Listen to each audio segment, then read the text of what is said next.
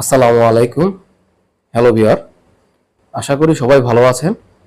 আজকে ভিডিও দেখতে পাচ্ছেন একটা এসি চলতেছে, কিন্তু এসিতে আপনার রেফ্রিজারেন্ট প্রেসার কম, মানে গ্যাস প্রেসার কম, একেবারে 50 মতো আছে আর কি, মানে 15 আর কি, 15 প্রেসার আছে। আপনি জানেন যে আর 22 গ্যাসের প্রেসার থাকে 50 থেকে 60। তাই আমরা অল্প অল্প করে একটু গ্যাস টপ আপ করবো, মানে হিমায়ত চার্জ করবো অল্প অল্প করে, দেখতে পারতেছেন। এসি বা যেখানে গ্যাস চার্জ করা হবে সেখানে গ্যাস কিন্তু আস্তে আস্তে দিতে হয়।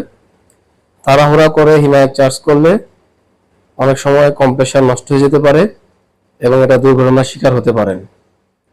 আর আপনারা জানেন যে হিমায়ত কখন চার্জ করতে হয়। এসি ঠান্ডা কম হওয়ার অনেকগুলি কারণ হতে পারে। আপনি আগে এসে দেখবেন যে আপনার পাইপলাইনের কি অবস্থা, মানে আউটডোরের বাতাস গরম কিনা ঠান্ডা, বা আউটডোর ইউনিট চলে কিনা। অনেক সময় দেখা যায় যে আউটডোর ইউনিট চলে না, তার কারণে কিন্তু আপনার ঠান্ডা নাও হতে পারে।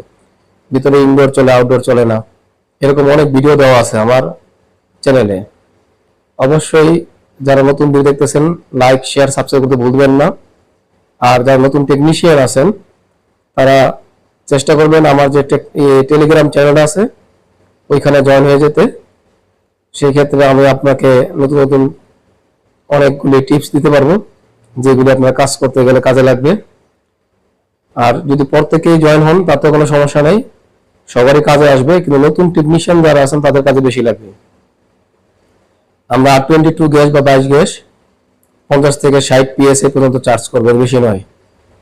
কারণ আমাদের এনভায়রনমেন্ট টেম্পারেচার আগে থেকে কিন্তু অনেক গরম হয়ে গেছে, মানে বাইরে যে তাপমাত্রা আগের তো অনেক গরম হয়ে যাওয়ার কারণে এখন কিন্তু খুব দ্রুতই আপনার এসি নষ্ট হয়ে যায়।